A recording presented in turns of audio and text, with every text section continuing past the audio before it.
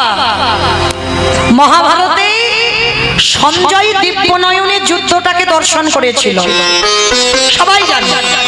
আর সঞ্জয় দেখে অন্ধ ধৃতরাষ্ট্রের কাছে বর্ণনা করেছিল। আর একটা একটা ছেলে মরছে, সঞ্জয় বলছে। ভীমের গদার আঘাতে দুর্যোধনের উরুভঙ্গ হলো, ভীম দুঃশাসনের বক্ষ চিরে রক্ত পান করলো। একটা একটা করে ছেলের মৃত্যু খবর পাচ্ছে। বাবা যতই অন্ধ ব্যক্তি হোক না কেন, ছেলের মৃত্যু খবরটা কি নিতে পারে? একটা করে খবর আসছে, আর ভিতরটা যেন ধৃতরাষ্ট্রের জ্বলে যাচ্ছে। মানে এত ক্রোধ, এত রাগ এসে যাচ্ছে। ওই রাগের মাথায় বিদুরকে ডেকেছিল, বিদুর এক্ষুনি তুমি ভীমকে ডেকে পাঠাও। ভালো করে শুনবেন বাবা, কেন ভীমকে ডেকে পাঠাতে বলছে? না, অন্ধ ধৃতরাষ্ট্র যখন ছেলেদের মরা খবর পাচ্ছে, ধৃতরাষ্ট্র প্রতিজ্ঞা করেছিল আমি নিজের হাতে ভীমকে হত্যা করব। আর এদিকে আমার অন্ধ ধৃতরাষ্ট্র বুঝতে পারেনি বাবা, সবার চোখে ধুলো দেওয়া যায়, একজনের চোখে নয়। ঠিক মায়েরা, এই যে আমি উঁচু জায়গাতে দাঁড়িয়ে আছি, মোটামুটি দেখতে সবাইকে পাচ্ছি, কিন্তু আমার চোখে ধুলো দেওয়া যায়। কে কীর্তন শুনছে, কে শুনছে না, কে গল্প করে যাচ্ছে, কে শুধু হাওয়া খেয়ে যাচ্ছে, আবার কে বসে বসে। আমি কিছু দেখতে পাচ্ছি না, কিন্তু যে ছেলেটা বাঁশিটা বাজাচ্ছে, যত বাবা প্যান্ডেলের ভিতরে থাকুক না কেন, ও বাবা ও চোখ তো ইন্দ্রের থেকে আরো বেশি চোখ। কি বাবা, সেই অহল্যা সতীত্ব নাশ করেছিল দেবরাজ ইন্দ্র, তাতে গৌতম মুনি অভিশাপ দিয়েছিল কি তোর সর্বাঙ্গে ইন্দ্র হবে ভোগ চিহ্ন। আর সেটা পরবর্তী দিনে হলো সহস্র চোখ। আর সেই সহস্র চোখ মানে হাজার চোখ, কিন্তু হাজারের থেকে তো আমার কৃষ্ণের শরীরে আরো চোখ বেশি। চারদিকে ঘুরে ঘুরে বেড়াচ্ছে, কে কি করছে দেখি কীর্তন আসরে এসে। সময় মতো আমি লিখে ঘরের ভিতরে দিয়ে দেব। মায়েরা, তার চোখে ধুলো দেওয়া যাবে না। তা অন্ধ ধৃতরাষ্ট্র প্রতিজ্ঞা করেছে, ভীম যেমন আমার ছেলেকে মেরেছে, আমার দুর্যোধনের উরুভঙ্গ করলো, দুঃশাসনের বক্ষ চিরে রক্ত পান করলো, আমি নিজের হাতে ভীমকে হত্যা করব। প্রতিজ্ঞা করেছে, সংকল্প করেছে, মারবই। আর সংকল্প করে বিদুরকে বলল, বিদুর যাও তুমি একবার গিয়ে ওই ভীমকে আমার কাছে একটু ডেকে পাঠাও তো। শান্ত ভাবে বলছে, কিন্তু বাবা বাইরেটা শান্ত, ভিতরটা শান্ত নয়, রেগেই বলছে। কিন্তু অন্ধ ব্যক্তি কেউ বুঝতে পারলো না। এইবার যখন বিদুর খবর দিয়েছে, বাবা পঞ্চপাণ্ডব এসে যুধিষ্ঠির আগে প্রণাম করেছে। আর যুধিষ্ঠির প্রণাম করতে সর্বাঙ্গে হাত বুলিয়ে ধৃতরাষ্ট্র বলছে, আমি তো বাবা তোকে আসতে বলিনি। স্বভাব শান্ত, ভিতরটা জ্বলছে, আমার ভীম কই? আমি ভীমকে দেখতে চেয়েছি। এইবার ভীম তো পাশেই দাঁড়িয়েছিল। এইবার ভীম ধৃতরাষ্ট্রের কাছে যাবে বলে সবে একটা পা বের করে আমার পাশে দাঁড়িয়েছিল পরমাত্মা রূপী ভগবান, যে ভগবান সবার মনের খবরে জেনে বসে আছে। সবে একটা পা তুলেছে যাবে ধৃতরাষ্ট্রের কাছে, ভগবান কি করেছে? ভীমের হাতটা ধরে ধরে টেনে নিয়েছে। অন্ধ তো ধৃতরাষ্ট্র দেখতে পাচ্ছে না, ভগবান শুধু ইশারা করে বলছে কথা হবে না। এরা পাঁচ ভাই তো অবাক হয়ে তাকিয়ে আছে কৃষ্ণের দিকে। ওই যে বললাম, যে পক্ষে কৃষ্ণ রয় সে পক্ষের মৃত্যু হয় না। যারা কৃষ্ণ চরণ ধরে তাদের কোনোদিন অপমৃত্যু হবে না। এইবারে যেই বাবা ভীমকে টেনে নিয়েছে, আর রেডি করা ছিল তো একটা ভীম, ধীরে ধীরে ভগবান ভীমটাকে ঠেলে দিয়েছে ধৃতরাষ্ট্রের কাছে। এইবারে যেই না ভীমটা হাত বাড়িয়েছে, অন্ধ ধৃতরাষ্ট্র মানে ভীমটাকে এমন করে বানিয়েছে বাবা হুবাহু ভীমের মতো। আর অন্ধ মানুষ বুঝতে পারেনি। আর যেই না ভীমের দুটো হাত এমনি করা আছে, যাচ্ছে মানে চাকা সিস্টেম করা, ঠেলে দিয়েছি আর গড়াতে গড়াতে যাচ্ছে। এইবার অন্ধ ধৃতরাষ্ট্র যেই না ভীম গিয়ে দাঁড়িয়েছে, আমার ধৃতরাষ্ট্র যেই না ভীমকে বুকে জড়াইয়ে ধরলো,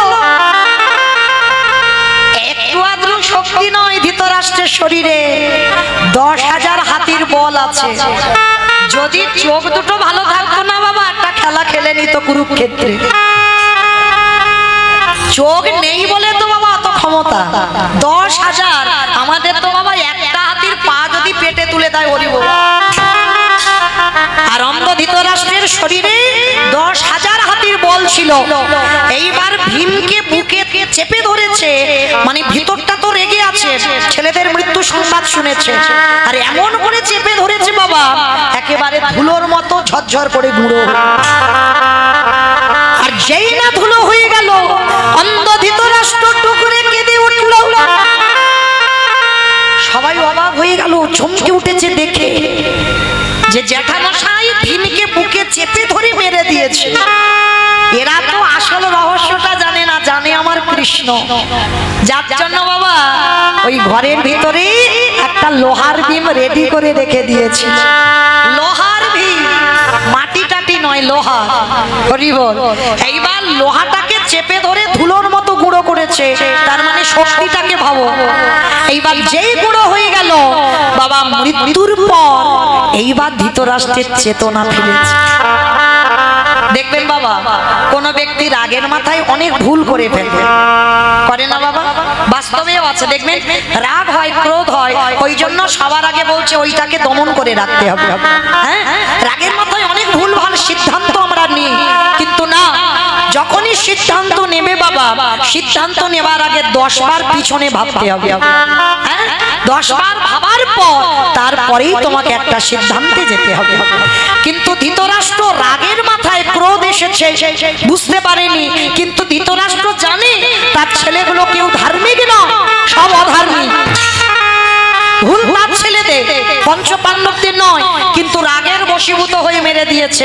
এইবার মারার পর নিজে অনুতপ্ত হয়েছে, কৃষ্ণ রে আমাকে ক্ষমা করে দে বাবা, বিশ্বাস কর আমি মারতে চাইনি বাবা, রাগ এসে গেল, ক্রোধ এসে গেল, রাগের মাথায় আমি ভীমকে মেরেছি, আমি মারতে চাইনি, বিশ্বাস কর। ভগবান হেসে উঠেছে, ও জেঠু কে বললো তুমি ভীমকে মেরেছো? তুমি জানো না এই জগতে কোনো ব্যক্তি যদি ভুল করে, কোনো ব্যক্তি যদি অন্যায় করে, পরক্ষণে অনুভব করে, ভুল বুঝতে পারে, নিজে নিজে মনে মনে অনুতপ্ত হয়, কৃষ্ণের কাছে গিয়ে জানায় কৃষ্ণ আমি পাপ করে ফেলেছি। এইটা যদি কেউ বলে ভগবান বলে সেই পাপীকে আমি পাপী বলে গণ্য করি না, কারণ সে অনুতপ্ত হয়েছে, আমি ভুল করেছি, আমি অন্যায় করেছি, রাগের মাথায় করে ফেলেছি। এইবার যেই না ভগবান বলছে ও জেঠু তুমি ভীমকে মারোনি, কৃষ্ণ আমি ওকে বুকে চেপে ধরে মেরে দিয়েছি, না অত সোজা নয় জেঠু, তুমি যখন মনে মনে পরিকল্পনা করছিলে ওটা তো সবার আগে আমার কানে বেজেছে, আমি জানি তুমি এটা করবে, ওই জন্য তোমার জন্য আমি সারা রাত জেগে একটা লোহার ভীম রেডি করে রেখেছিলাম। ও জেঠু তুমি যাকে মেরেছো সেটা আসল ভীম নয়, সেটা হলো লোহার ভীম। কৃষ্ণ তার মানে আসল ভীম মরেনি না, দেখবে এইবার ভীমকে দাঁড় করিয়েছে, আর তো ক্রোধ নেই বাবা, সব ঠান্ডা হয়ে গেছে। হরি বল। এইবার সর্বাঙ্গে হাতে বুলাই ধৃতরাষ্ট্র কেঁদে বলল ভীমিরে আমি রাগের মাথায় ভুল করে ফেলছিলাম, যদি পারিস আমায় ক্ষমা করে দিস জেঠু, যেদিন থেকে পিতা হারিয়েছি তোমাকে পিতার জায়গায় বসিয়েছি, আর তুমি পিতা হয়ে সন্তানের কাছে ক্ষমা চাইছো, যদিও আমার প্রাণ যেত আমার এতটুকু দুঃখ হতো না জেঠু, তুমি আমার বাবার সম হয়ে তুমি আমাকে মারতেই পারো। তা যেই না ভুলটা ভেঙে গেল, 100 ছেলের মরার পর যাদের মারার জন্য ধৃতরাষ্ট্র এত পরিকল্পনা, ধৃতরাষ্ট্র খেত কার কাছে? ছেলেগুলো তো আর কেউ বেঁচে নেই, যুধিষ্ঠির রাত্রিবেলা করে খেতে দিতে যেত। কত ধর্মপরায়ণ ছেলে দেখো, যাদের মারবার জন্য কত না কি চক্রান্ত করেছে বাবা, যারা মহাভারত জ্ঞানী জানে। হ্যাঁ, ভীমকে বিষ খাওয়াতে চাইলো, হ্যাঁ, আবার এমন ঘর তৈরি করেছে বাবা, ঘি ঘি দিয়ে, মানে একটু আগুন লাগলেই দাউ দাউ করে ধরে উঠবে। হ্যাঁ, কত রকম মারার চেষ্টা করেছিল কিন্তু পেরেছে কি পারে। এখানেই তো প্রমাণ হয়ে যায় কৃষ্ণ চরণ যারা ধরে তাদের এইভাবে মৃত্যু হবে না। তা এইবার দুর্যোধনের বাবা অন্ধ ধৃতরাষ্ট্র যুধিষ্ঠির অন্নে প্রতিপালিত হচ্ছে। প্রত্যেক দিন যুধিষ্ঠির খেতে দেয়, তো আজকের অন্ধ ধৃতরাষ্ট্র বলছে খোকা তোর অন্ন প্রতিদিন আমি সেবা করি, আজকের একটা জিনিস চাইবো দিবি বাবা। কি জেঠু? একবার সকালবেলা আমার কৃষ্ণকে এনে দেখাবি। ও ঠিক আছে, আমি বলে দেব কৃষ্ণকে তোমার কাছে আসতে। এদিকে বলেছে আর ওদিকে তো কানে খবর চলে গেছে, ভগবান এসে দাঁড়িয়ে গেছে।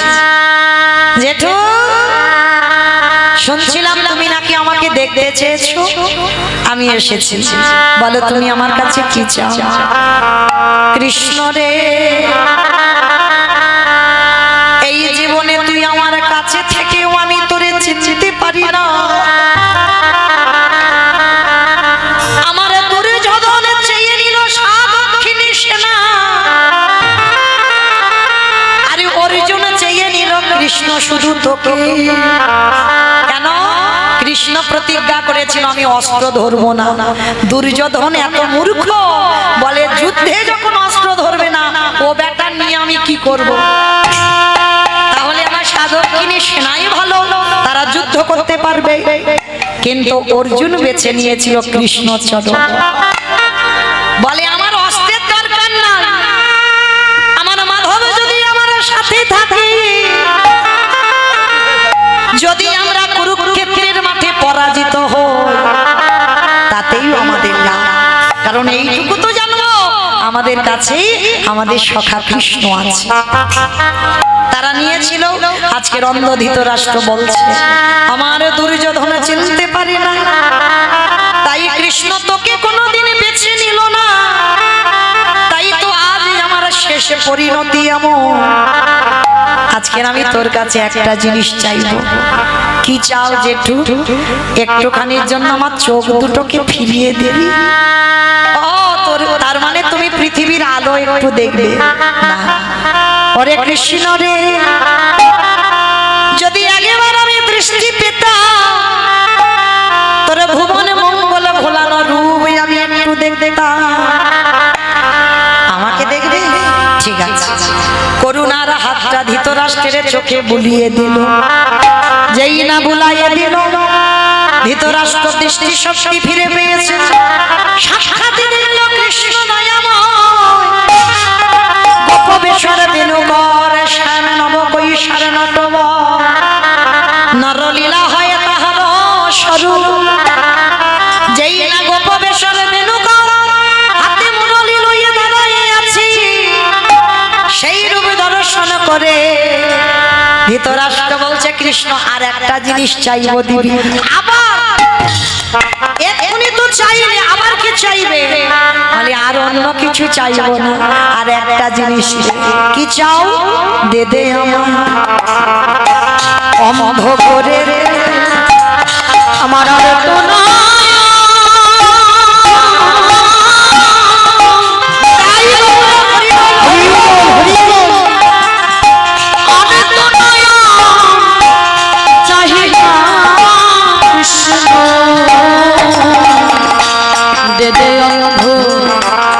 অন্ধ করে যেই না বলেছে আমার অন্ধ করে, ওই যে সবে তো চোখ ফিরে পেলে আবার অন্ধ হবে কেন? ওটা কৃষ্ণ রে, এই জগতে যে আগেবার গোবিন্দ দর্শন করে ফেলে তার কি আর কোনদিন এই জগতে কিছু আর দেখতে ভালো লাগে? তাই কৃষ্ণ তোর কাছে আমি জানাই রাখলাম, এই জীবনে আমি যে কটা দিন বাঁচব আমি এই অট্টালিকাতে আর থাকতে চাই না। আমি বনবাসে গিয়ে আমি ভজন করি, এই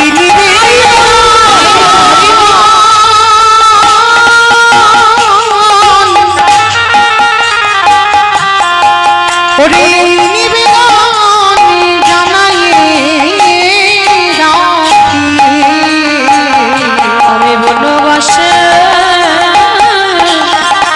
ভজন করব। তাহলে দেখেন মাইরা, ভক্ত হও আর অভক্ত হও, জীবনের শেষ প্রান্তে গিয়ে তাকে গোবিন্দ চরণ ধরতে হবে। রাধে। আজকে যদি সময় থাকতে থাকতে না ধরো, কোনো না কোনো জন্মে বাবা তোমাকে কৃষ্ণ চরণ আশ্রয় করতে হবে। ভালো করে ভাবেন বাবা, যে জায়গাটা রক্তের বন্যা বয়ে গেল, অথচ গীতার প্রথম শ্লোকে বলছে ওই জায়গাটাকে ধর্মক্ষেত্র, কুরুক্ষেত্র। কেন? ধরুন বাবা, এই যেখানে হরি নামটা হচ্ছে, এই মাঠে যদি কত মা সন্তান হারায়, কত মা যদি তার পতি হারায়, কত পিতা যদি তার সন্তান হারায়, আমরা যদি আত্মীয় পরিজন বন্ধু বান্ধব হারাই, এই জায়গাটাই যদি রক্তের বন্যা বয়ে যায়, তাহলে বাবা আমরা কি কেউ বলবো এই জায়গাটাকে ধর্মক্ষেত্র? এই মাঠের একটা নতুন করে নাম দেওয়া হবে শ্মশান। কেন? এই মাটিতে কত রক্ত বন্যা বইছে।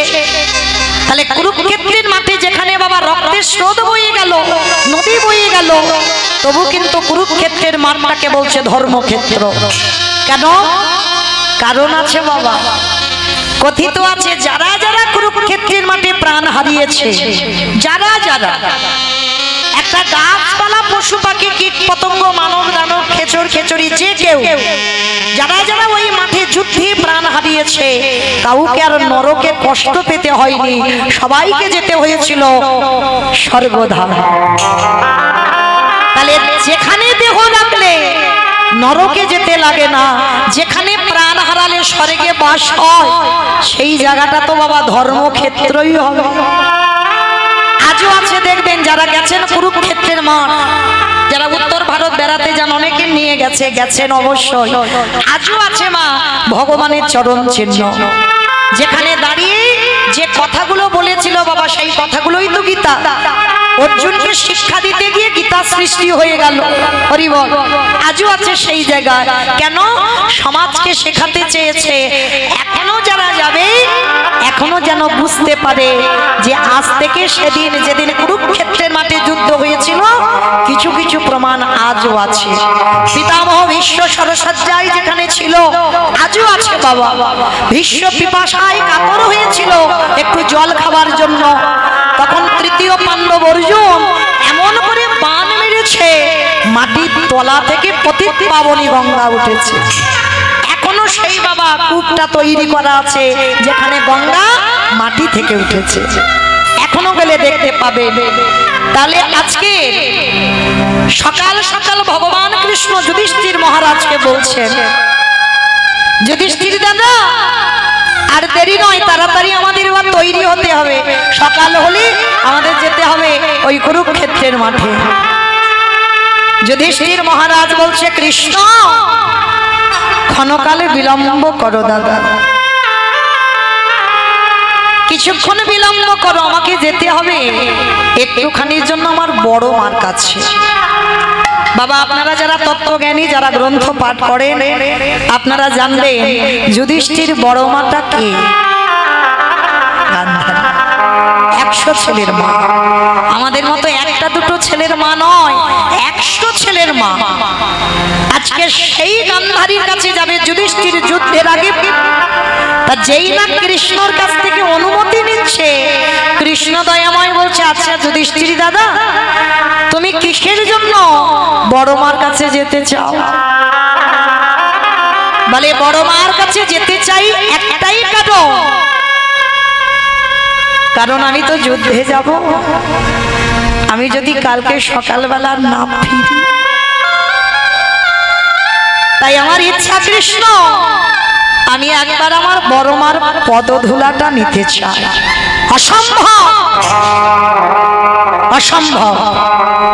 যে বড় মা জীবনে তোমার ভালো চাইনি, যে বড় মা সারা জীবন ঠাকুরের কাছে মানত করেছে কবে যুধিষ্ঠির মৃত্যু হবে, আর তুমি কিনা যুদ্ধে যাবার আগে সেই বড় মাকে প্রণাম করতে চাও। যুধিষ্ঠির করজোর করে বলল, কৃষ্ণ আমি জানি আমি জানি কৃষ্ণ আমার বড় মা ভালো নয়। আমার বড় মা ঠাকুরের কাছে মানত করে কবে যুধিষ্ঠির মৃত্যু হবে, কবে পঞ্চ পাণ্ডব নিধন হবে, আমি সব জানি। তা কৃষ্ণ বলছো জানো তো তাহলে যাচ্ছ কেন সেই মেয়েকে প্রণাম করতে? কৃষ্ণ ভুলে যাচ্ছ তুমি, সে তো আমার বড় মা, আমার মায়ের থেকেও বড়। আর এই জগতে যে মায়ের থেকে বড় হয়, আমি যদি তাকে প্রণাম না করি কৃষ্ণ, আমি তো কোনোদিন ওই কুরুক্ষেত্রের মাঠ থেকে জয়ী হয়ে ফিরতে পারবো না। কৃষ্ণ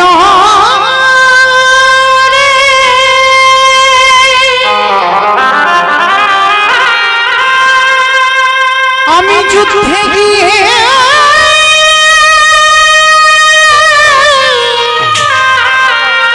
ফিরে না আসি। কৃষ্ণ তবে আমার বড় মার চরণে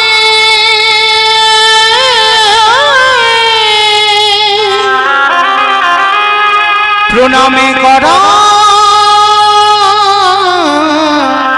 হবে না রে। ভগবান অনুমতি দিল, বেশ তুমি যাও, তবে দেরি করবে না, কেমন প্রণাম করেই তুমি চলে আসবে। বাবা যুদ্ধের আগের দিন যুধিষ্ঠির প্রণাম করতে যাচ্ছে সব থেকে বড় শত্রুকে, যে সাত ঠাকুরের কাছে মাথা ঠকে কবে যুধিষ্ঠির মরবে, তাকেই প্রণাম করতে যাচ্ছে যুদ্ধে যাওয়ার আগে। পারবো বাবা আপনারা আমরা কেউ? যুধিষ্ঠির সমাজকে শেখাচ্ছে শত্রুকে বড় জায়গা দাও, সে যদি গুরুজন হয়। তার 100 ছেলের মা গান্ধারী তখন কোথায় গো? জানালা দরজা বন্ধ করে বসে বসে কৃষ্ণের প্রতিচ্ছবিটা বুকে এঁকে কাঁদছে। কৃষ্ণ আমার 100টা ছেলে দিলি বাবা, 99টাকে তো খারাপ করতে পারতিস, পারতিস না বাবা আমার একটা ছেলেকে একটু ভালো করে দিতে? পারতিস না আমার একটা ছেলেকে অন্তত ধার্মিক করে দিতে? আমার 99টা খারাপ হবে, একটা তো ভালো হতো, কেন করলি না কৃষ্ণ? বসে বসে কাঁদছে। কারণ কেন কাঁদছে জানো মা? এই জগতের সন্তানের মঙ্গল আর অমঙ্গল প্রথমে কে বুঝতে পারে বাবা? মা। এই মা ডাকটা না খুব ছোট ডাক, খুব ছোট। সব অক্ষর দেখো দুটো করে আছে, কিন্তু মা ডাকটা একটা ডাক। কিন্তু ভগবান এই মা নামে এমন সুধা রস দিয়েছে না বাবা, মা নামে সুধা ছড়ে, মা নামে সুধা ছড়ে। মা বড় সুধার সমান, ডাকিলে জোড়াই আইসা পড়া। মা ডাকার সঙ্গে সঙ্গে দেখবে হৃদয়টা দুলে ওঠে, যদি প্রকৃত মাতৃত্ব থাকে। কারণ বাবা জন্ম দিলে তো এখন আর সন্তানের মা সবাই হচ্ছে না। কি মা হচ্ছে? যদি মা হতো কত সন্তান ফেলে রেখে মায়েরা চলে যেতে পারত, কত মা চলে যায়। হৃদয়ে যদি প্রকৃত মাতৃত্ব থাকে পারবে না বাবা। যত কষ্ট জীবনে, যত দুঃখ জ্বালা যন্ত্রণা হোক না কেন, ওই সন্তানের মুখটা চেয়ে তাকেই আঁকড়ে পড়ে থাকে। আজকের গান্ধারী মা বসে বসে কাঁদছে, কৃষ্ণের কাছে জানাচ্ছে মনের কথা। আর সেই সময় দরজায় এসে যুধিষ্ঠির ডাকছে, বড় মা, বড় মা। যেই না বড় মা বলেছে, গান্ধারী মা আমার চমকে উঠেছে। যুধিষ্ঠির গলা তাড়াতাড়ি করে চোখের জলটা মুছে দরজায় গেছে। দরজায় গিয়ে দেখে না যুধিষ্ঠির, সব থেকে শত্রু দাঁড়িয়ে আছে। গান্ধারী যুধিষ্ঠির কাছে গিয়ে বলছে, কি চাস? কেন এখানে এসেছিস? ও দেখতে এসেছিস আমার 100 ছেলে কাল যুদ্ধে যাবি, আমি কত আনন্দে আছি। না বড় মা, তুমি ভুল ভাবছো। আমার জন্য তুমি কোনো কষ্ট পাবে তার জন্য আমি আসিনি বড় মা। কেন এসেছি? পালিয়ে যা বাবা। আমার দুর্যোধন যদি তোকে এক্ষুনি দেখতে পাই যে তুই আমার কাছে এসেছিস, আমার দুর্যোধন তোকে বধ করে দেবে। না বড় মা, দুর্যোধন এখন আমায় মারবে না। কেন জানো বড় মা? এখন আমি তার দাদা আছি। কাল সকাল হবে, ওরা মাঠে নামবে 100 জন, আমরা 5 জন। যখন ওই দুপক্ষে দুজনে দুই ভাই দাঁড়াবো, তখন আমি শত্রু হব। এখন আমি ওর দাদা আছি, এখন আমি শত্রু নয়।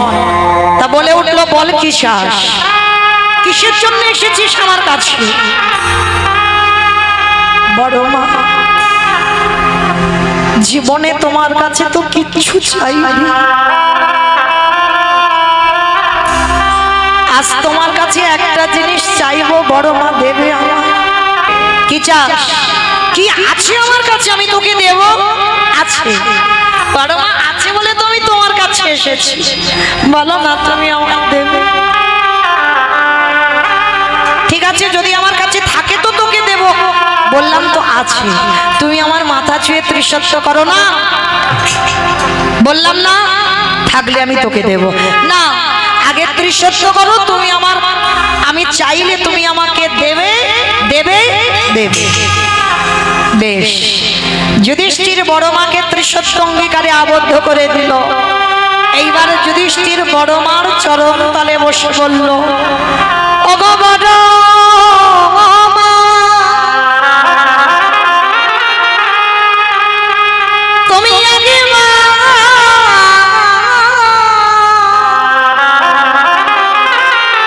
তুমি একেবারে আমার মাথায় হাত দিয়ে আশীর্বাদ করে দাও, যেন কাল সকালবেলা যুদ্ধে গিয়ে প্রথম দিনে তোমার যুধিষ্ঠির মৃত্যু হয়ে যায়।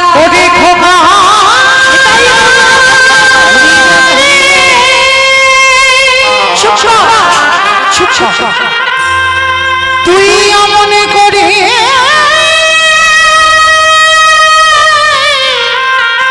বলিস না,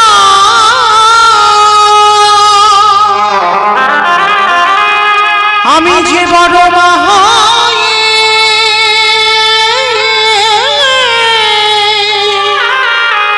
সহিতে পারিব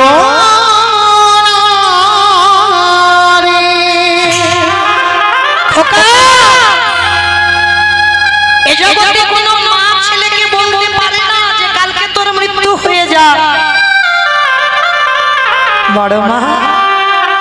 কেন পারে না? তুমি তো সব সময় ঠাকুরের কাছে মাথা ঠুকে কাঁদো, কবে যুধিষ্ঠির মরবে। তবে আজকের আমি নিজে থেকে চাইছি, তুমি কেন দিতে পারবে না বড়? গান্ধারী বলল, খোকারে, এই জগতের সমস্যা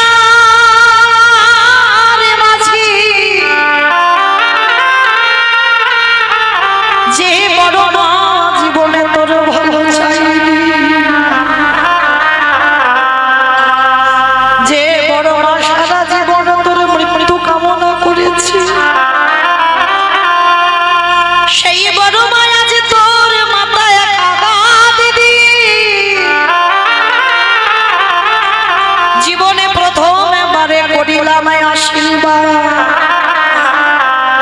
দাও বড় মা, একবার তুমি বলে দাও যে যুধিষ্ঠির কালকের প্রথম দিন গিয়ে তোর যুদ্ধে মৃত্যু হবে।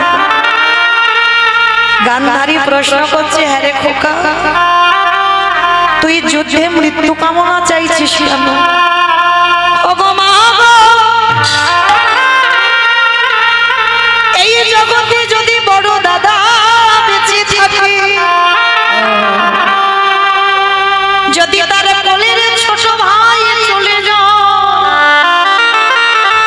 এর যে কত জ্বালা কত যন্ত্রণা।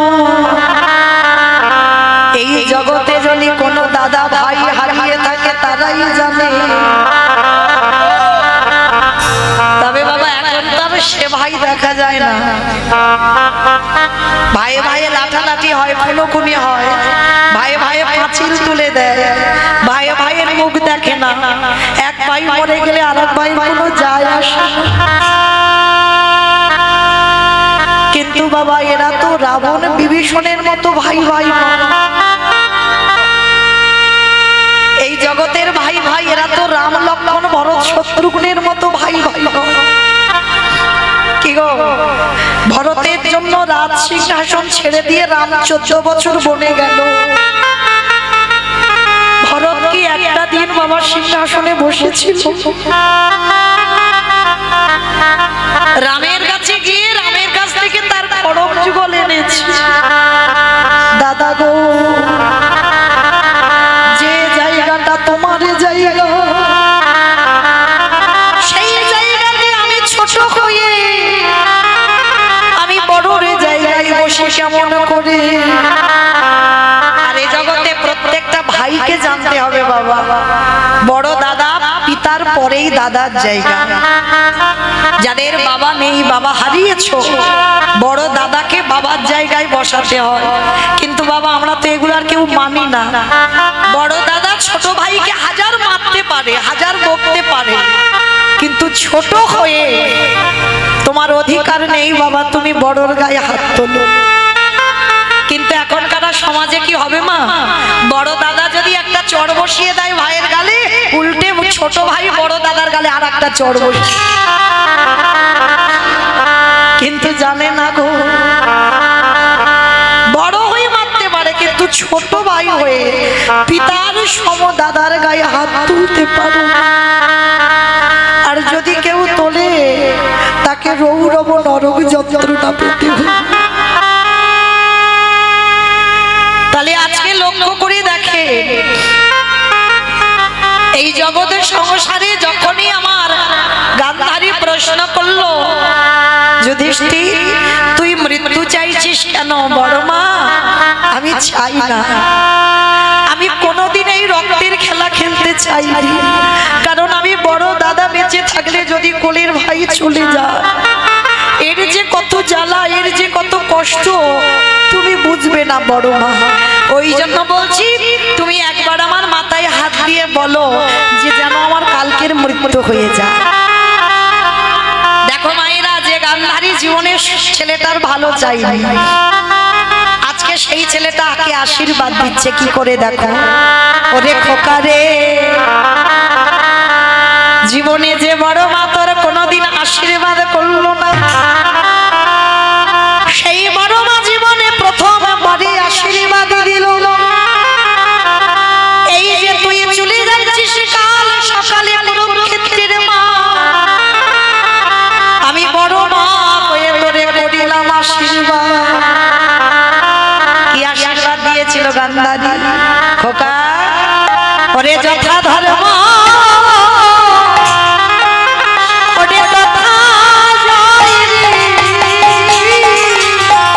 ওরে অধর্মে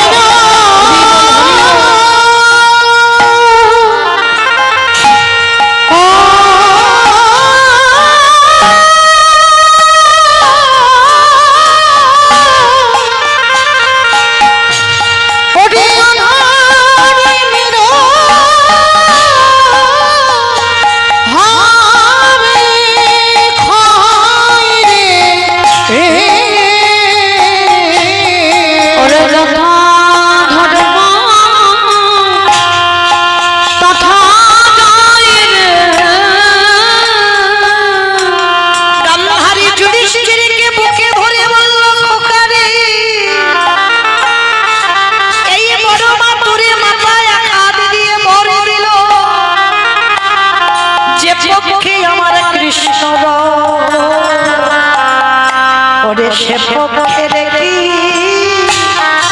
অপমৃত হইলে, ওরে যে পক্ষে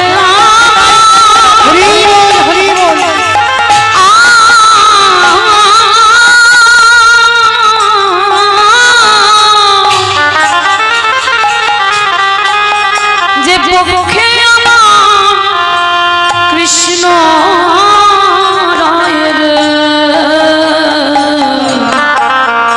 সে পক্ষের কি অপমৃত্যু হয় রে। দুর্যোধন এসে পিছন থেকে বলছে, মা তুমি করলে কি? কাকে আশীর্বাদ দিলে? ওটা তোমার ছেলে নয়। গান্ধারী বলল, খোকারে আমি ভালো করে জানি ওটা আমার ছেলে নয়, ও হলো আমার শত্রুর ছেলে। কিন্তু খোকায় আমি নিজে চোখে দেখলাম ওদের সঙ্গে আমার কৃষ্ণ বর্তমান রয়েছে। তাই দুর্যোধন আমি তোর মা হয়ে বললাম, এই রক্তের খেলা তুই বন্ধ করে দে। কেন? ওই খেলায় কোনোদিন তুই জয়ী হতে পারবি না, কারণ আমি নিজে চোখে দেখতে পাচ্ছি ওই পঞ্চ পাণ্ডব জয়ী হয়ে ঘরে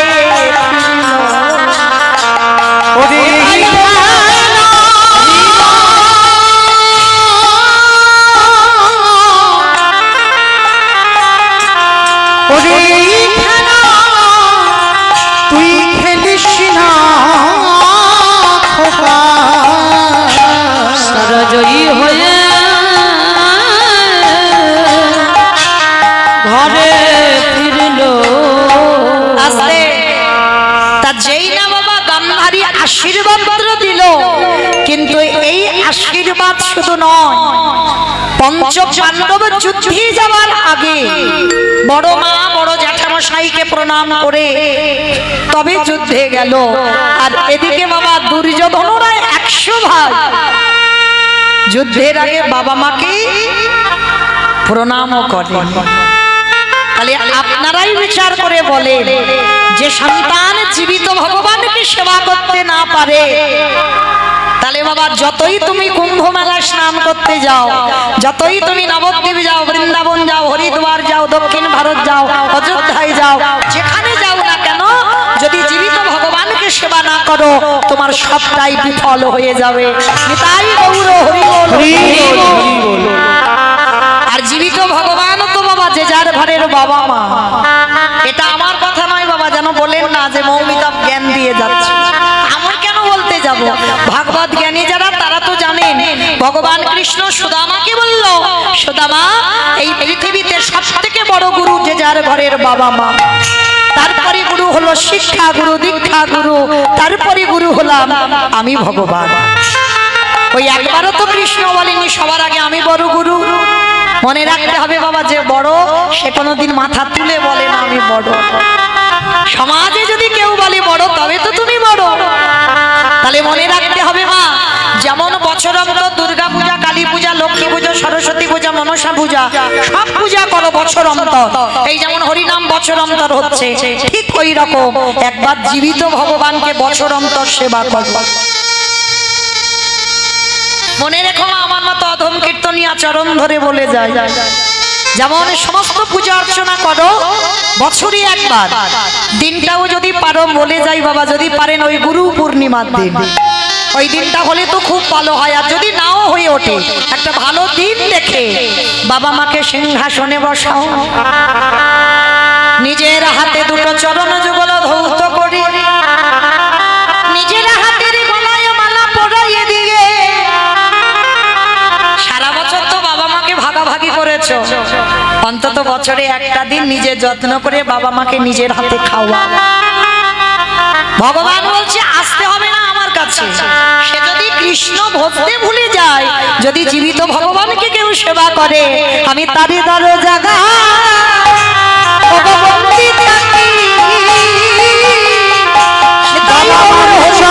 সেবা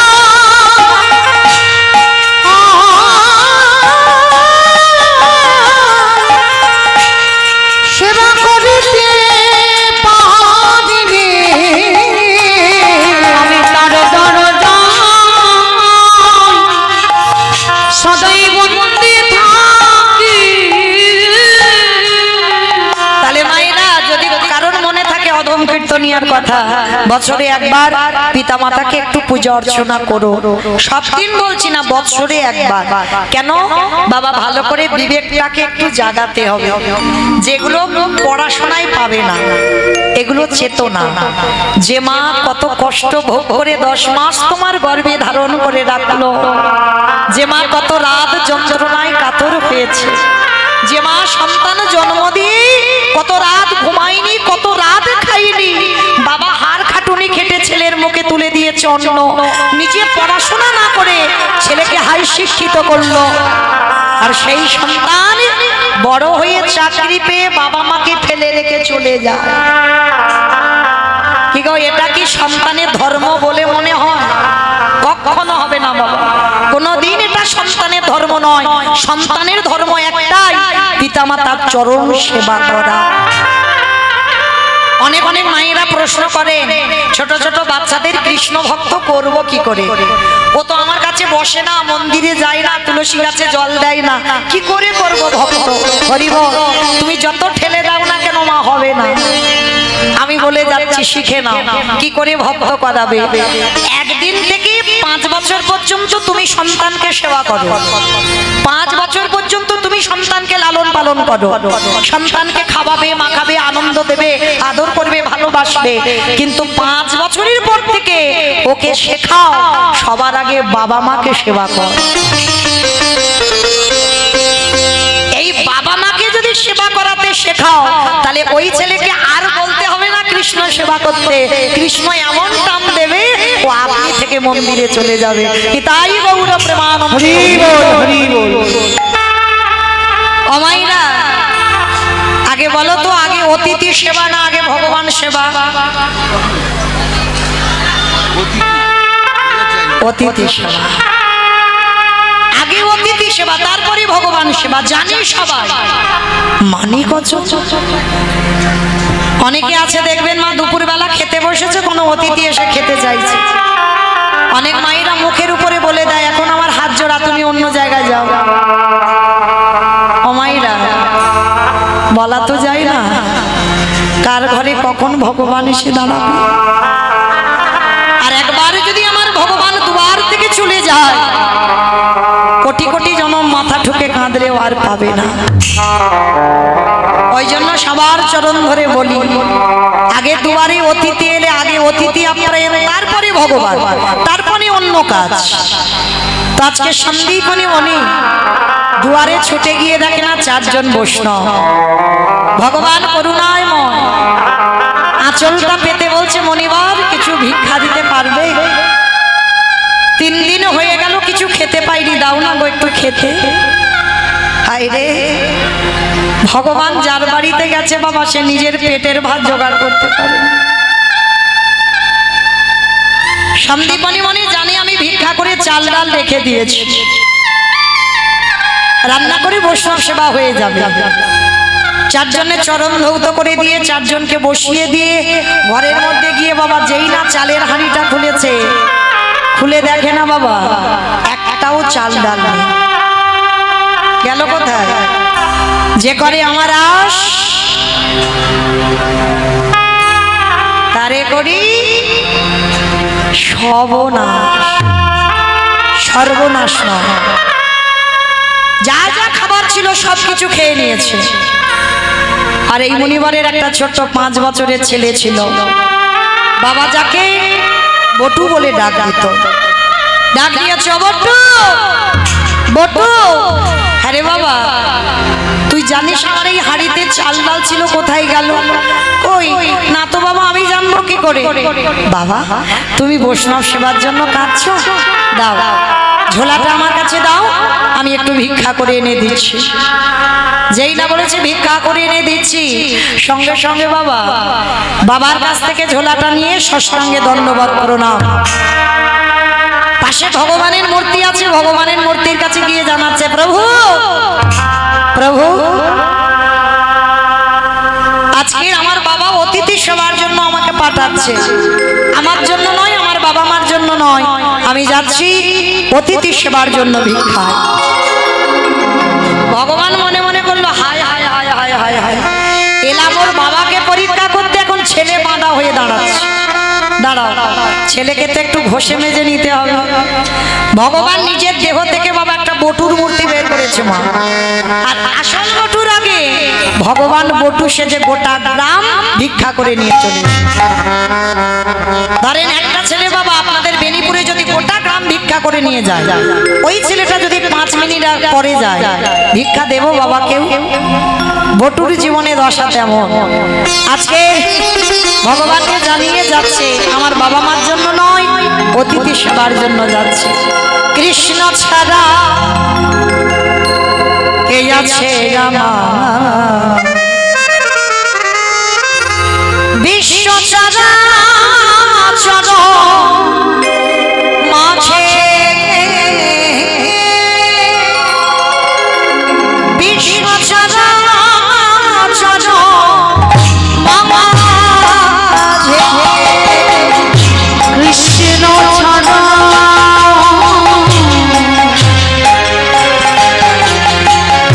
বলো কে আছে জগৎ, বিশ্ব চরাচর মাঝে,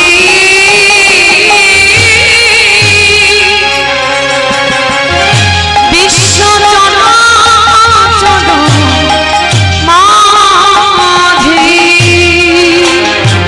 সে ছিল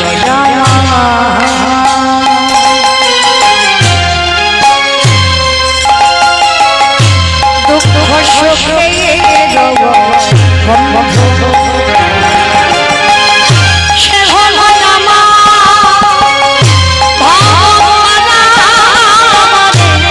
সে হলো সে ছিল আমার দুঃখ সুখের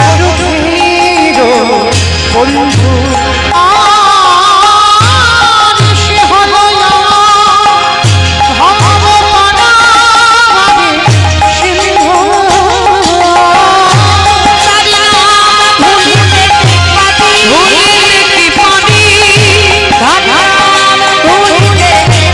ভুলিলে কি পারি,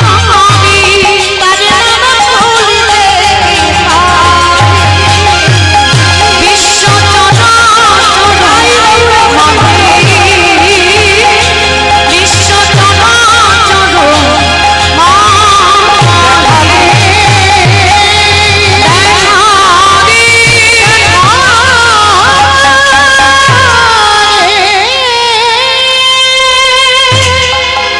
যেই না ব্রজমাদের দরজায় এলো, ব্রজমাদা বলে উঠলেন, এই মেয়ে, এই, সকালবেলা তোর বাবা ভিক্ষা করে নিয়ে গেল, তুই 5 মিনিট আগে ভিক্ষা করে নিয়ে গেলি, আবার তোর বাবা তোকে পাঠিয়েছে। দেখাচ্ছি মজা তোর দ্বারা। বেতের বাড়ি দিয়ে বটুকে বেতের আঘাত, এত মারা মারলো, গাছের তলায় বসে কাঁদলো, কৃষ্ণ কৃষ্ণ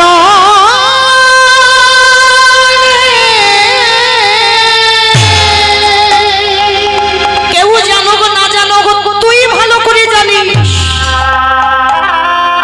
আমি কোনোদিন এ জীবনে দরজায় ভিক্ষায় আসিনি, কিন্তু এরা বলছে আমি নাকি 5 মিনিট আগে এসেছিলাম। ভগবান মনে মনে চিন্তা করছে, বেটা জব্দে পড়েছে, এ তো জানে না এ রূপ ধরে আমি ভিক্ষা করে এনেছি, কিন্তু ও যখন আমার সামনে দাঁড়িয়েছে ওকে তো শাস্তি দিতেই হবে। এসেছিলাম ওর বাবাকে পরীক্ষা নেব, কিন্তু ও তো বাধা হলো, তাহলে ওকেই তো নিতে হবে। ছেলেটা বলে বললেন, শোন কৃষ্ণ, কেউ জানুক না জানুক তুই সব জানিস, আর এ জীবনে যদি বৈষ্ণব সেবা দিতে না পারি, এ জীবন যমুনার জলে ত্যাগ করব।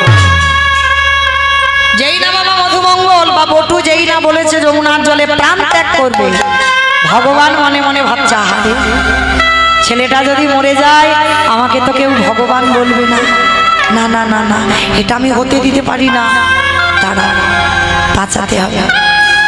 কিন্তু কি করব, আজকে ছেলেটা মনে মনে ভাবছে প্রাণ আমি ত্যাগ করবো, এ প্রাণ নিয়ে আমি ফিরবো না।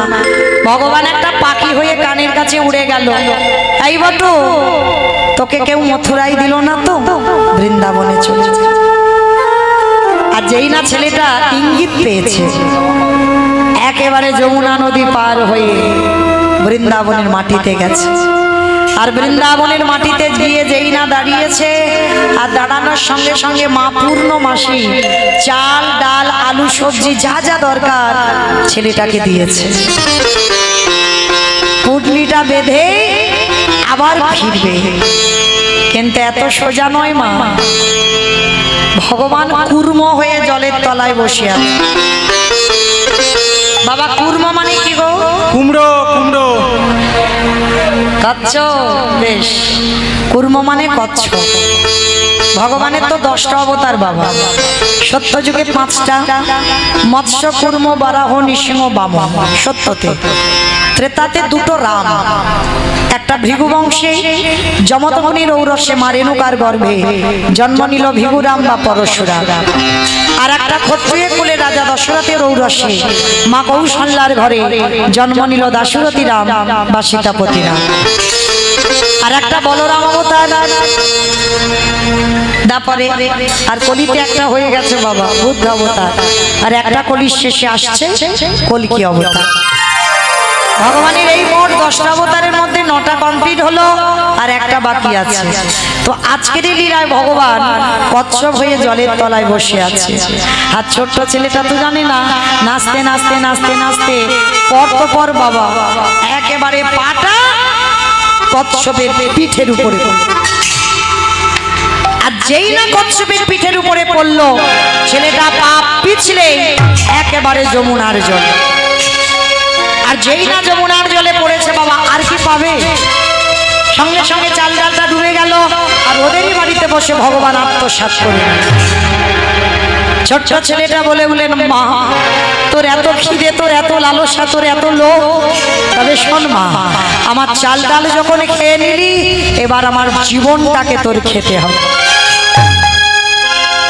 ছোট্ট ছেলেটা প্রাণ ত্যাগ করবে সিদ্ধান্ত নিল। আর ওদিকে ভগবান ওরই বাবাকে ডাক দিয়েছে, হে মুনিবর, ছেলেটা কখন গেল, এখনো ফিরছে না, তুমি বাবা হয়ে খোঁজ নেবে না?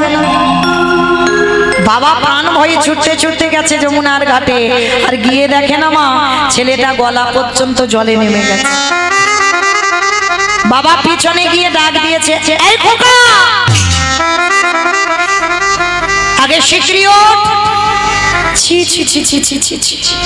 আরে তুই কি শেষ পর্যন্ত জলে নেমেছিস? সাঁতার জানিস না তো? আগে ওঠ বলছি। যেই না উঠতে বলেছে বাবা, ছেলেটার আর মরা হলো না। কারণ মরি বললে তো মরা যাবে না বাবা। কি মায়েরা, মরি বললে মরা যাবে? বিষ খেতে হবে, বিষ খেলে হয়ে যাবে। গলায় দড়ি দিতে হবে। বিষ খেয়েও শান্তি নেই, তার মানে বিষ খেয়েও বেঁচে আছে। ঘাস মারা বিষ খেতে হবে, এমনি খেলে হবে? ও বাবা, আবার ঘাস মারা খেতে হবে। ঘাস মারা খাওয়ার যাই খাও না কেন, আমি নিজের চোখে দেখা বাবা, ঘাস মারা খেয়েও বেঁচে আছে। জ্বালানি খাও। ও মা, আবার জ্বালানি খাও। কত কি বিষের নাম জানি এটা। তো যাই হোক মাইরা, যে যাই করো না কেন, একবার যে বিষ খেয়ে হাসপাতালে যাবে, ও দ্বিতীয়বারে বাবা আর খাবার নাম করবে না।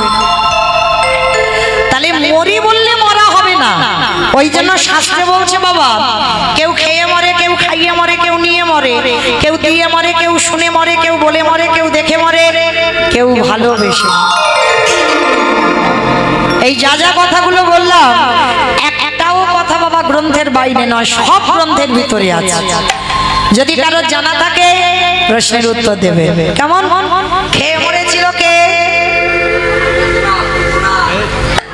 পুতনা নাকি খেয়ে মরেছে।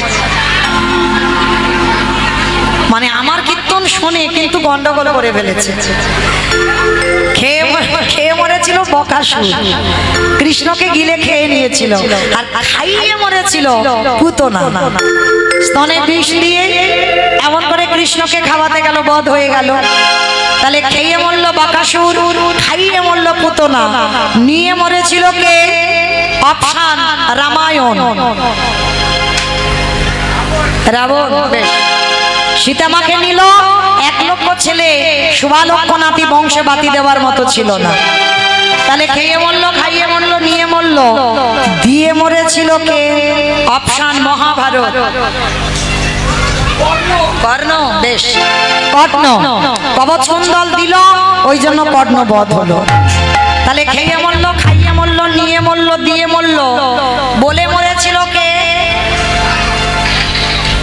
বলে মরেছিল, বলে সতী বলেছে, সতী বলেছে না, বলে মরেছিল সতী।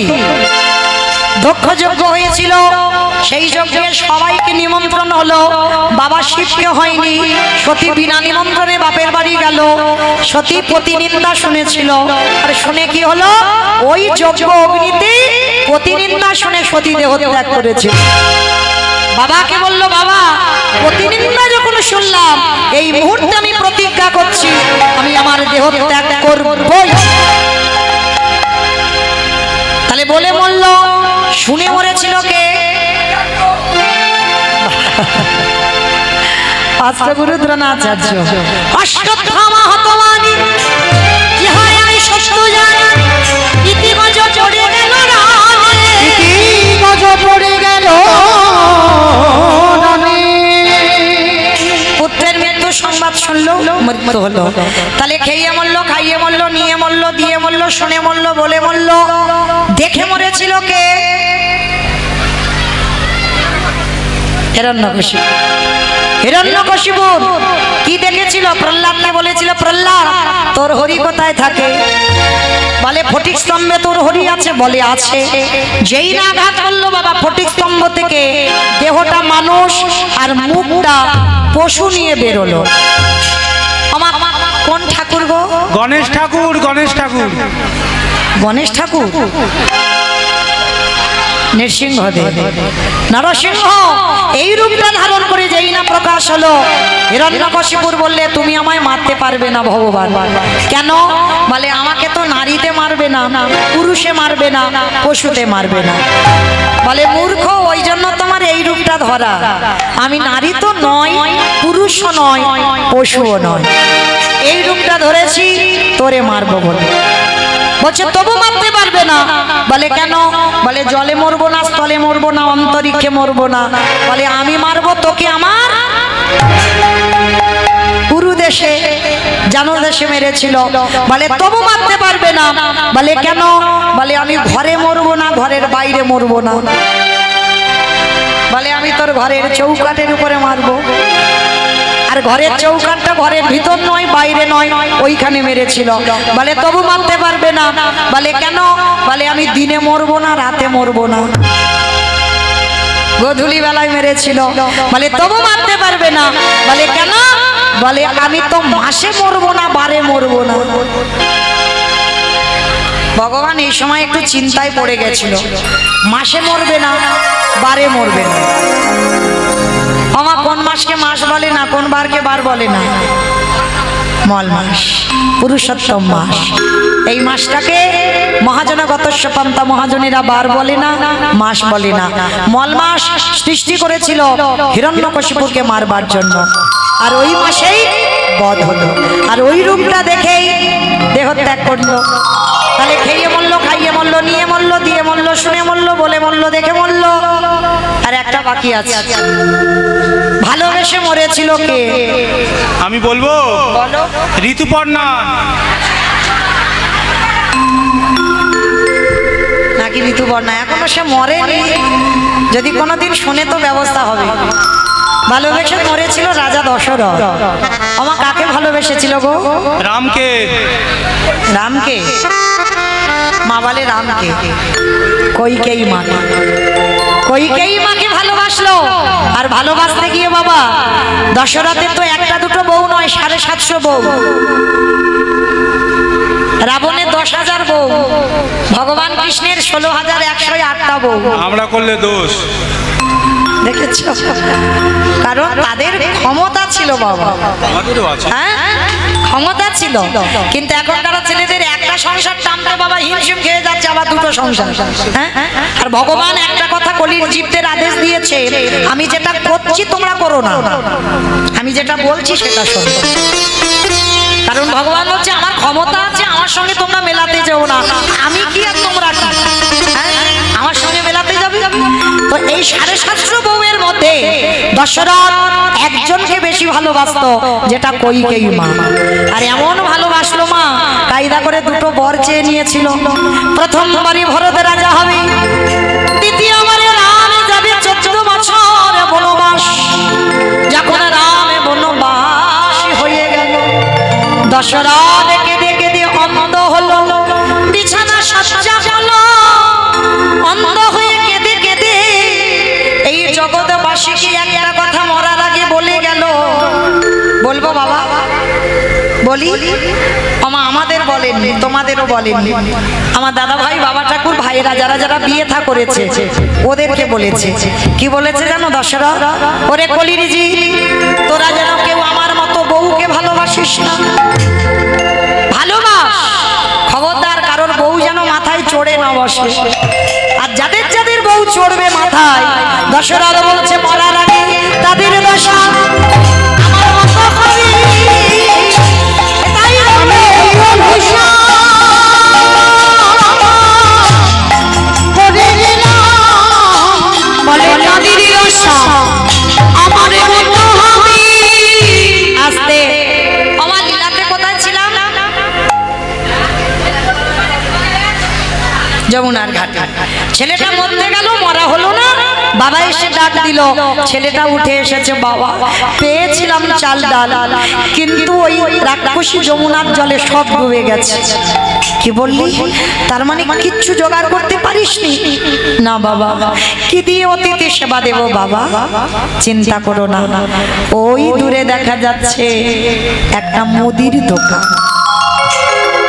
আমাদের কি টাকা পয়সা আছে যে কিছুর বিনিময়ে কিছু আনবো?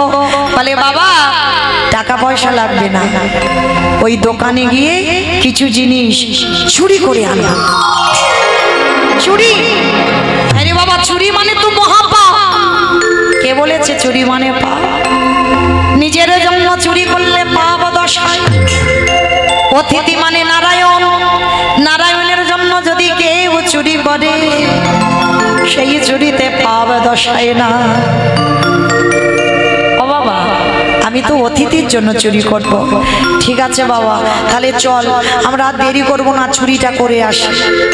বাবা ছেলে দুজনে মিলে মুদি দোকান চুরি করছে বৈষ্ণব সেবা দেওয়ার জন্য। সময় তখন কখন? ঠিক ভোরের বেলা। আর এই ভোরের বেলা বাবা ছেলে দুজনে মিলে মুদি দোকানের পিছনে গিয়ে বাবা গোল করে গর্ত করেছে। 4 জনের জন্য চাল, ডাল, আলু, সবজি যা যা দরকার পুটলিতে করে বেঁধে দিয়েছে। আর পুটলিতে করে বেঁধে নিয়ে গর্ত দিয়ে বেরিয়ে এসে বলছে, বাবা তুমি তো খুব চিন্তা করছিলে, দেখলে আমি কি সুন্দর ব্যবস্থা করে দিলাম। খোকা, চাল ডাল যখন দিলি, অতিথি সেবার পরে একটু মুখশুদ্ধি দিতে হয়। মা গো, তোমরা জানো তো, কাউকে নিমন্ত্রণ করে যদি খেতে দাও, সেবার পরে জোয়ান, পান মশলা, এলাচ, লবঙ্গ, মৌরি এগুলো দিতে হয়। এগুলো না দিলে সেবার কোনো ফল পাওয়া যায় না। আজকে ছোট্ট ছেলেটা বলছে, ঠিক আছে বাবা তুমি দাঁড়াও, আমি একটা হরিতুকি আনছি। কেন বাবার কথা শুনবে? আর কেন ছেলেটা আবার দোকানে যাবে? পানের থালাতে একটা হরিতুকি পড়ে আছে, দোকানদার ঘরে ঘুমাচ্ছে। ভগবান মনে মনে চিন্তা করলো, বটু প্রথম পরীক্ষাটা তোর রূপ ধরে গোটা গ্রামের লোকের কাছে মার খাইয়েছে। আমা মনে পড়ছে, দ্বিতীয়বারে কচ্ছপ হয়ে চাল ডালগুলোকে হরণ করেছে। আমার মনে পড়ছে, এইবার 3 নম্বরের পরীক্ষা। আর এই পরীক্ষাটা মা যেন জীবনে কারোর জীবনে না আসে। ভগবানের কাছে প্রার্থনা করব, এমন কষ্ট যেন কোনো ভক্তের মধ্যে না আসে। হরিতুকিতে হাত দিয়েছে, আর ভগবান কি করেছে জানো? দোকানদার তো ঘরের ভিতরে ঘুমাচ্ছিল। দোকানদার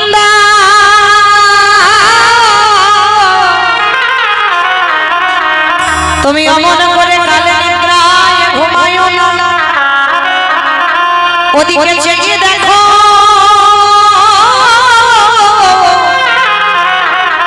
তোমার মুদি দোকানে কেমন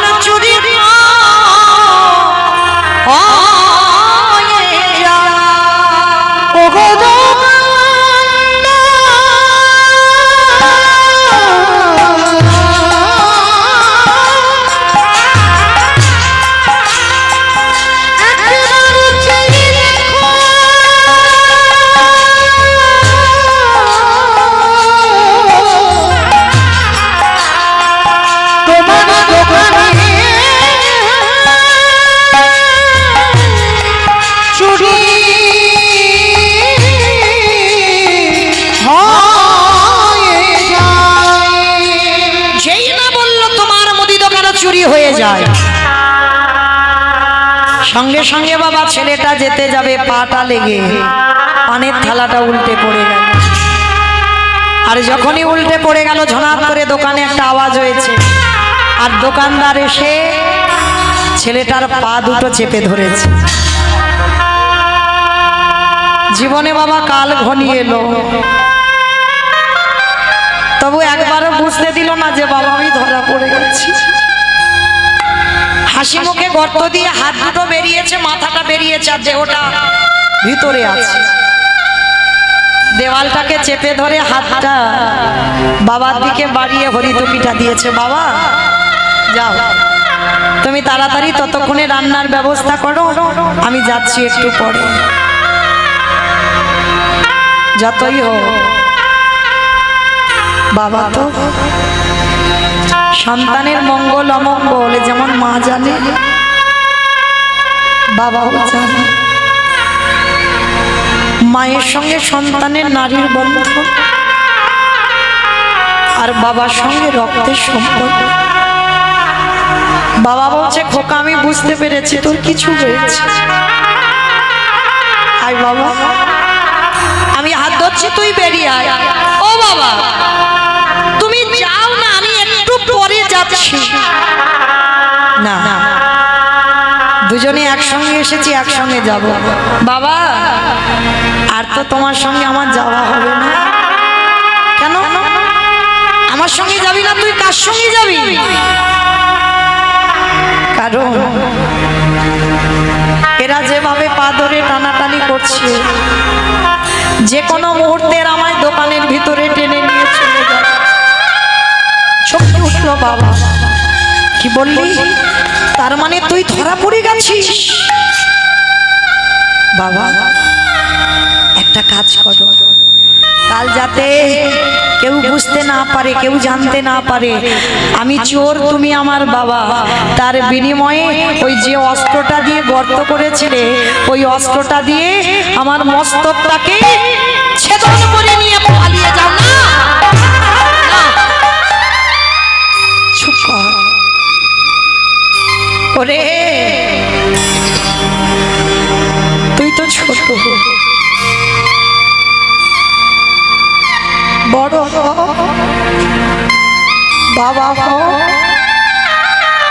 সেদিন বুঝবি বাবাদের কত জ্বালা। আজকে বুঝতে পারবি না, আজকে জানতে পারবি না। বাবা তুমি বলছো জগতে কোনো বাবা মা পারে না ছেলের মাথা কাটতে। মহাভারতে বাবা দাতা কর্ণ মা পদ্মাবতী কি করেছিল? কি বাবা যারা মহাভারত জ্ঞানী, মহাভারতে দাতা কর্ণ করেনি মা? একাদশীর পরের দিন দ্বাদশীতে এসেছিল পদ্মা মার ঘরে। পদ্মা আমি একটু মাংস খেতে চাই। বলুন আপনি কি মাংস খাবেন? শোনো পদ্মা, যেমন তেমন ভাবে তো আমার সেবা দিলে আমি পাবো না। সেবা যদি দিতে হয় তোমার তোমার একমাত্র নয়নের মনি, তোমার একমাত্র বুকের ধর, তোমার একমাত্র বুকের পানি,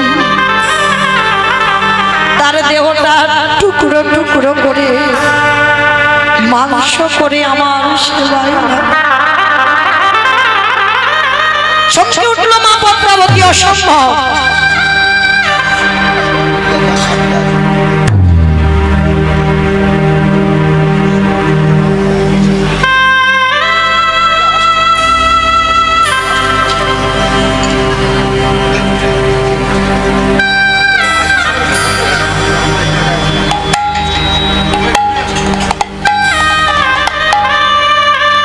নিতাই গৌর প্রেমানন্দে হরি বল হরি বল হরি বল। ছোট ছোট মায়ের একমাত্র নয়নের মনি, একমাত্র বুকের ধর পদ্মা বলে উঠলেন, বাবা ঠাকুর আমি মা হয়ে আমি নিজের হাতে আমার ছেলেকে বলি দেব কি করে? পদ্মা, তুমি তো ত্রিসত্য অঙ্গীকারে আবদ্ধ হয়েছ, নিজ পুত্রকে বলি দেবে, তাহলে কই দাও। বেশ, পদ্মা মা ছুটে গেল স্বামীর কাছে। স্বামী, তোমার ধর্মের সাহায্য করতে গিয়ে আজকের আমার কেমন দশা দেখো। আমার ঘরে একজন অতিথি এসেছে, আর ওই অতিথি আমায় বলল আমার নিজ পুত্র বলি দিয়ে বৈষ্ণব সেবা দিতে হবে। কর্ণা বলেছিল, পদ্মা কেঁদো না কেঁদো না, যেটা করে মনে রেখো প্রভু মঙ্গলের জন্য করে। মঙ্গল, এটা কোন মঙ্গল? এটা কোন মঙ্গল? নিজের হাতে নিজে পুত্রকে কেটে আমি মাংস করে সেবা দেব, এটা মঙ্গল? হ্যাঁ পদ্মা, এটাও মঙ্গল তো হতে পারে, ভেঙে পড়বো না। আচ্ছা স্বামী, আমি তো যাব, কিন্তু যে সুখের জন্য আমার সংসার বেঁধেছিলাম, আমার সন্তানকে নিয়ে আমি বসে কৃষ্ণ ভজন করব, সেই সংসার আমার আর হলো না। ওগো দয়াময়,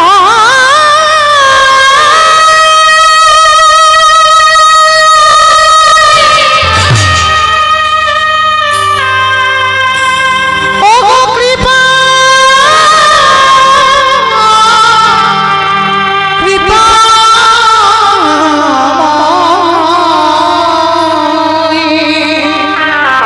বলে দাও কি করে পুত্র তোমার কেমন লীলা,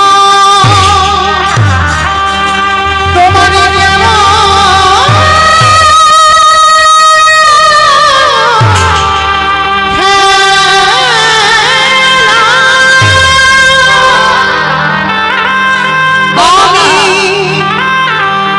সুখীর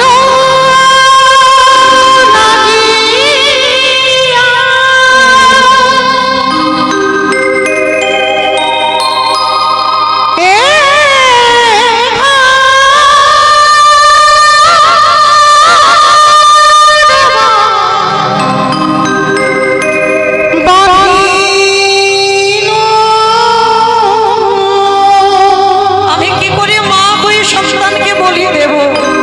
সবই অহননে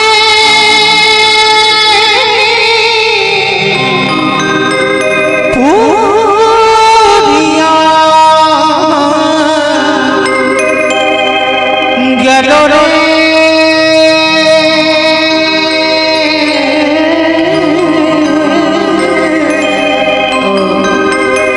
সবই অহননে পুরিয়া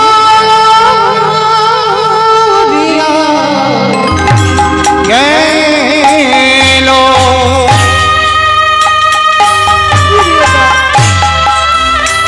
ফিরিয়ে দাও আমার সাজানো সংসার।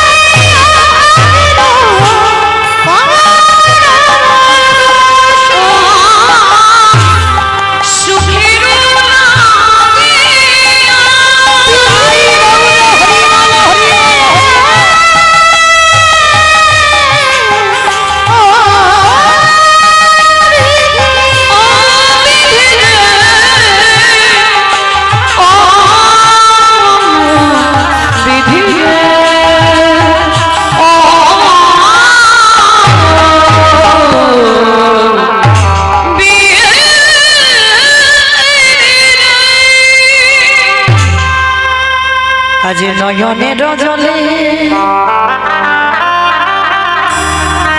ওই মা পদ্মা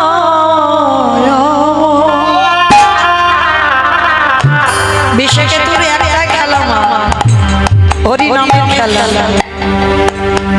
আমরা ছেলে জন্ম দিয়েছি আমাদের ছেলেদের তো কত কিছু খেলা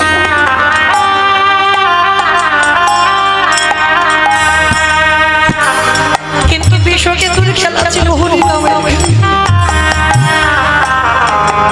বিশ্ব মাঠে হরিনাম করছে মা গিয়ে দাঁড়িয়েছে যেই না মা এসেছে বিশ্ব ছুটতে ছুটতে মার কোমর জড়িয়ে ধরেছে ও মা এ কি তোমার চোখে জল তুমি কাঁদছো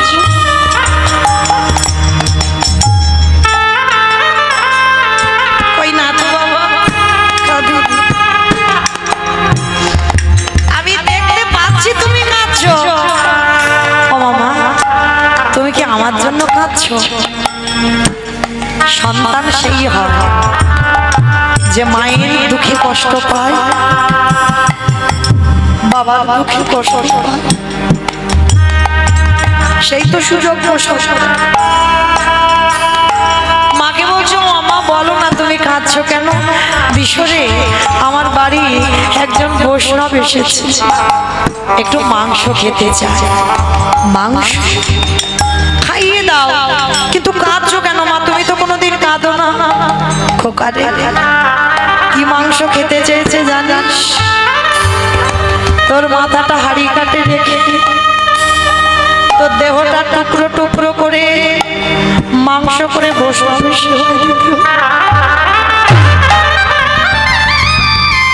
বল বাবা এই জগতে কোনো মা পারে আমি কি করে পারবো নিজের হাতে তোকে বলি দিয়ে মাংস করে খেতে দিয়ে 5 বছরের ছেলে বিশ্ব বলে বললেন মা গো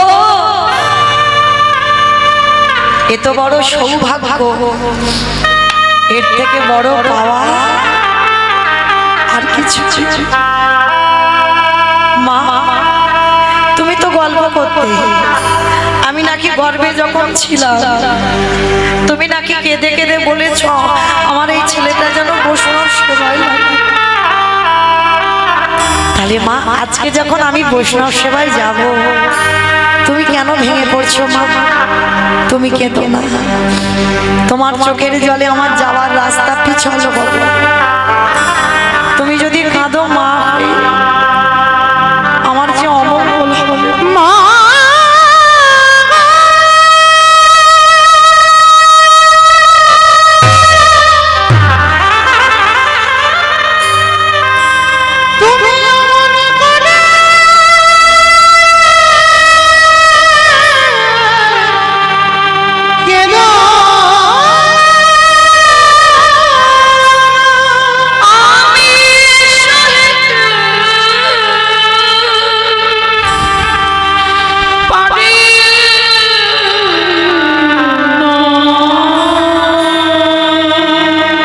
চলে যাব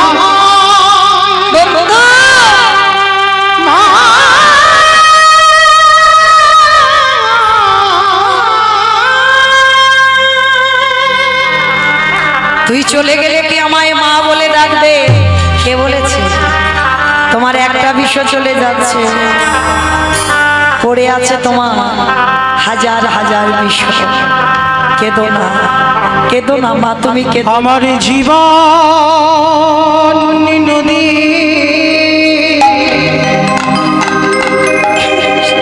নাইয়া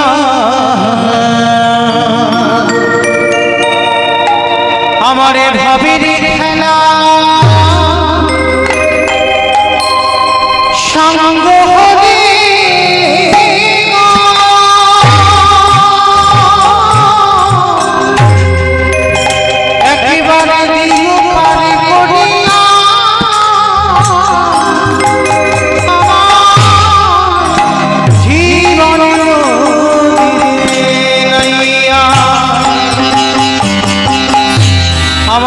জীবন নদী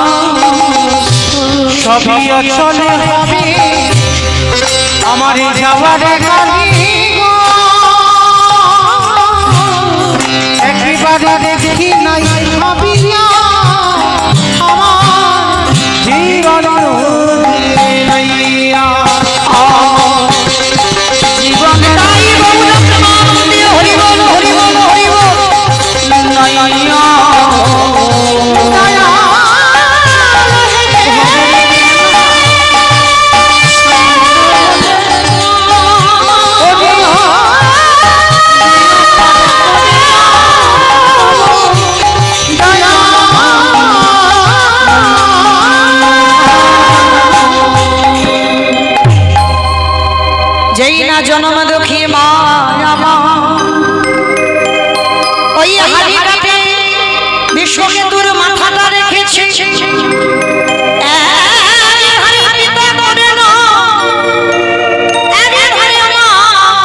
পদ্মাবতী ওই পরাগিনী নিজ পুত্রকে বলি দিল, দেহটা মাংস করে বৈষ্ণব সেবাই দিল, আর মাথাটা নিয়ে রেখে দিল ঠাকুর ঘরে। কেন? যেই না বৈষ্ণবে চলে যাবে ওই ছেলের কাটা মুন্ডু ধরে মা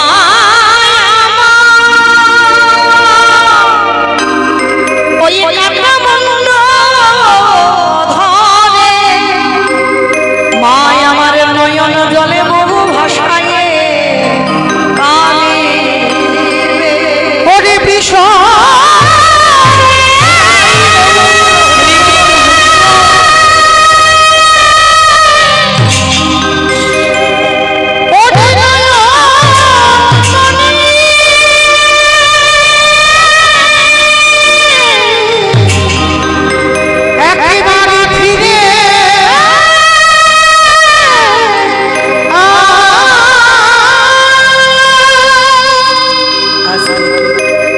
সেই বিষকেতুকে বলি দিল, পরক্ষণে সেই বিষ খেলার মাঠ থেকে ছুটতে ছুটতে সে মা মা বলে মার বুকে ঝাঁপিয়ে পড়ল।